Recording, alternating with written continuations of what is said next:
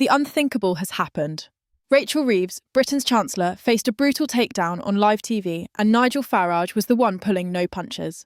What started as a routine debate quickly spiralled into a full-scale meltdown. Reeves tried to defend her record, but instead of calming the storm, she fueled it. And in front of the cameras, her credibility began to crumble. Farage's accusations weren't just sharp, they cut right through her carefully polished image. This wasn't politics, as usual. This was an exposure. And for Reeves, it may go down as one of the most damaging moments of her career. Farage wasted no time in setting the tone. He went straight for the heart of the controversy: Rachel Reeves' repeated claim that she had worked a decade at the Bank of England. On live television, with millions watching, he pressed her hard. Why did she exaggerate? Why did she continue to mislead people about her record? Reeves tried to brush it off as a misunderstanding, insisting she had spent 6 years there, but Farage wasn't buying it. He reminded viewers that the numbers don't lie. Reeves had inflated her CV, and in the world of politics, trust is everything. The more she tried to explain, the worse it looked. Her words came across not as confidence, but as desperation. It wasn't just the Bank of England story that Farage exposed. He brought up the scandal that refuses to fade: her parliamentary credit card being revoked after she failed to clear more than £4,000 in expenses. On live TV, Reeves had no escape from her past. Farage's question was cutting. If you couldn't manage your own credit card, how can the British people trust you with the nation's economy? Reeves tried to laugh it off, but the audience wasn't laughing. The camera caught her struggling, fumbling through answers that lacked conviction.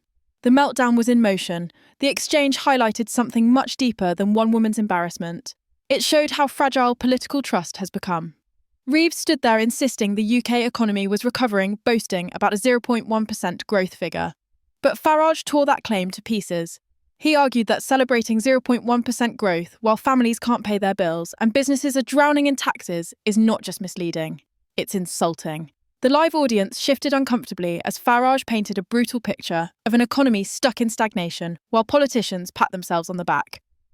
Reeves, visibly rattled, tried to push back, but her arguments fell flat. The tension in the studio was undeniable. Reeves's voice wavered as she tried to redirect the conversation, but Farage kept circling back to the same theme: honesty. He told viewers that this wasn't about left or right Labour or Conservative. It was about trust. And if Reeves couldn't be honest about her own career, why should anyone believe her numbers or her promises?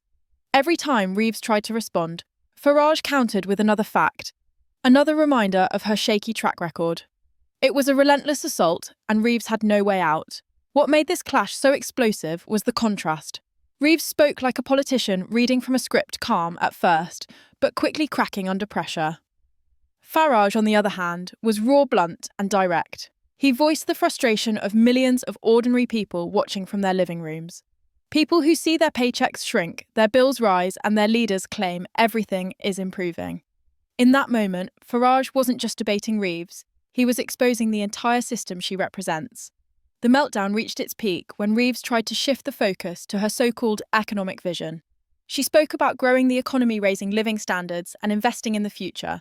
But Farage wasn't letting her off the hook. He reminded her that real growth means jobs, affordable energy, and stronger businesses, not 0.1% GDP figures dressed up as progress. The more Reeves spoke, the more it sounded like empty promises. The more Farage pressed, the clearer her struggles became. Viewers could see it. The cracks in her confidence, the faltering tone, the desperation to escape a debate she was losing.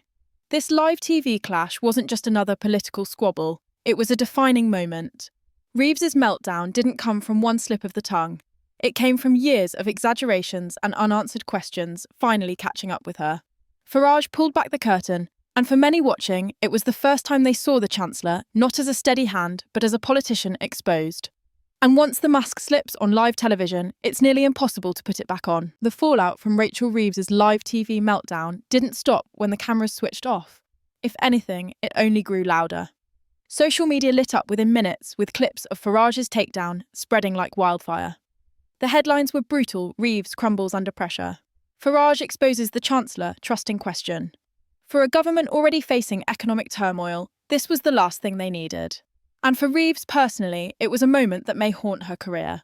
What made this clash so devastating wasn't just Farage's sharp words, it was the truth behind them. Reeves has long styled herself as an economist, pointing to her background as proof of her expertise. But when the facts don't match the claims, credibility collapses. Farage hammered this point repeatedly. On live TV, he drew a clear line between Reeves's inflated resume and the way she presents Britain's economy. If she was willing to stretch the truth about her own history, how could the public trust her promises now? The audience knew the answer. And then came the most cutting moment of the night.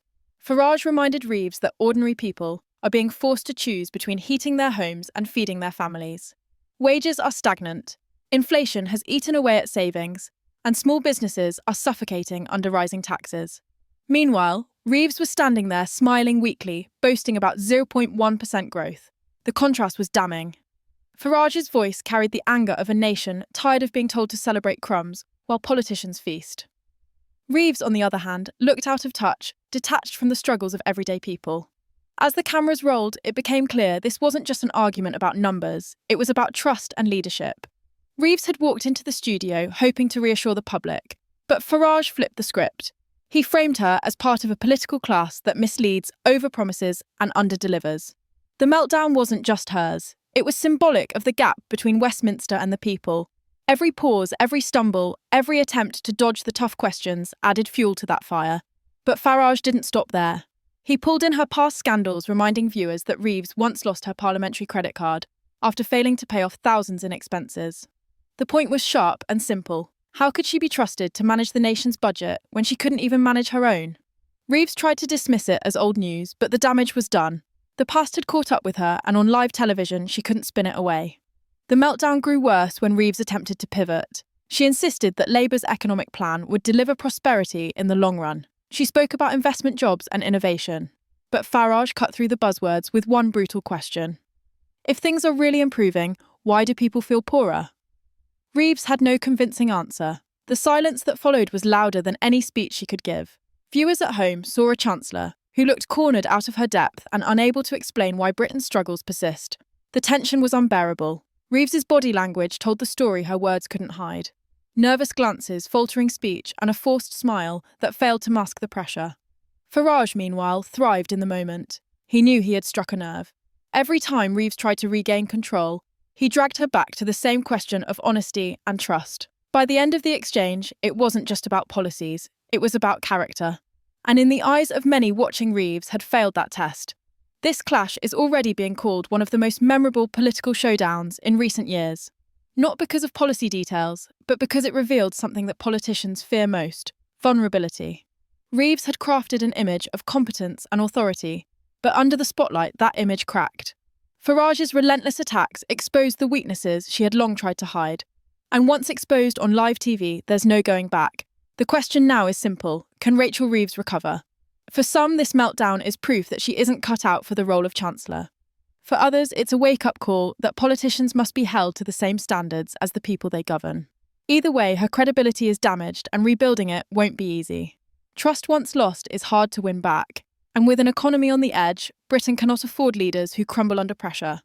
Farage's message was clear and brutal. Britain deserves honesty. Not spin, not exaggerations, not hollow promises. In exposing Reeves on live TV, he tapped into a frustration that millions share. The meltdown wasn't just her failure. It was a reflection of a political system that too often puts image over truth. And that is why this moment will be remembered.